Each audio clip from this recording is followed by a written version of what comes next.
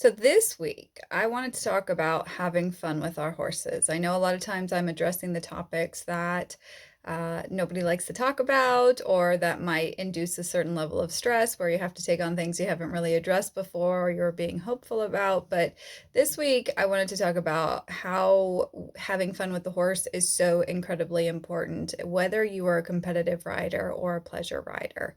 And I think sometimes there is a degree of, we'll say, romanticism in the idea of riding, but the reality for many people is it becomes a very intense, serious experience. And I just want to remind people that for most folks out there, this is supposed to be our fun time. This is supposed to be our learning time. This is supposed to be an opportunity for growth and, evolving in the journey of horsemanship.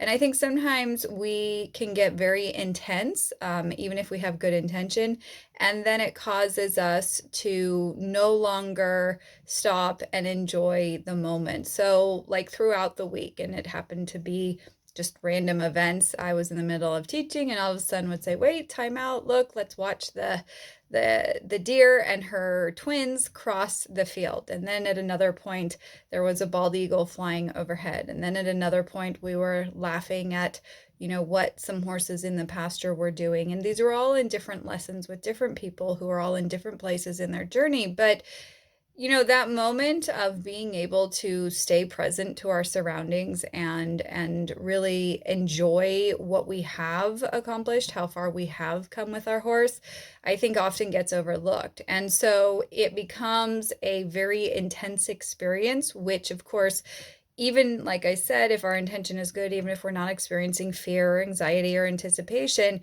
that intensity can still translate into how we're communicating with the horse.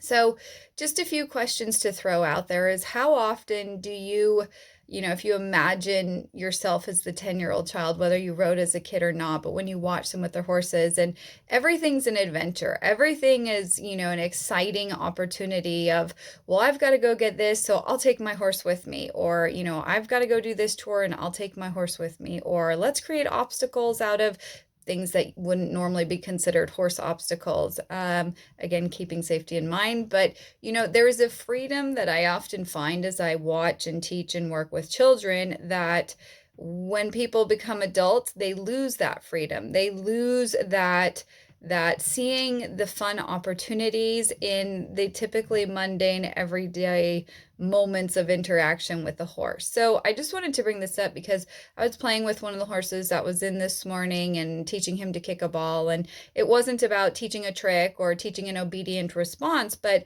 it was something to change up what he expected. And the more he was realizing he could search mentally and look for the ball, and then physically, act in this perhaps different movement than what we're normally asking of him, in the sense of actually kicking the ball to me, and then searching for the ball again. The whole interaction, his energy changed, his focus changed, his curiosity perked up. And, again, I hadn't really planned. It was sort of a whim. A ball had rolled out into the yard and I went, hey, there's an opportunity. And so I used it, even though my intention was just to give the ball back. We did a side note for a minute. And I think sometimes people forget that. They forget that, like, even if we have things that we are working towards, the more we break things up into segments and pieces and remember to find joy in the simple, moments, and look to make fun, of an opportunity that might seem boring. When I have branches, when I have yard work, when I have, any of these sort of things, I'm always taking a horse with me. Does it take a little more effort to have that horse assist and be there with me? Yes, but I see so many huge changes because it's so out of context for so many horses, because their assumption is as soon as the human is with them, it will be work, in the sense of they're doing the same pattern, the same routine, the same things will be asked of them. And so when I show up and I'm dragging branches, or I'm dragging hoses, or I'm adjusting sprinklers, or I'm pulling weeds, or I'm fixing fence, and you see these horses mentally go through this whole, we'll say, roller coaster of emotions, until they finally reach a place of believing that they can just be present and they don't have to anticipate. And when you see that moment, there's a huge shift in the horse and the energy changes. And it's like you have all of a sudden this availability to ask much more of the horse, or different things of the horse, and a willingness on his his end to participate. So I just want you to think about, like, in your normal day of interacting or wherever the location is, whether you keep your horse at home or whether it's at a boarding facility,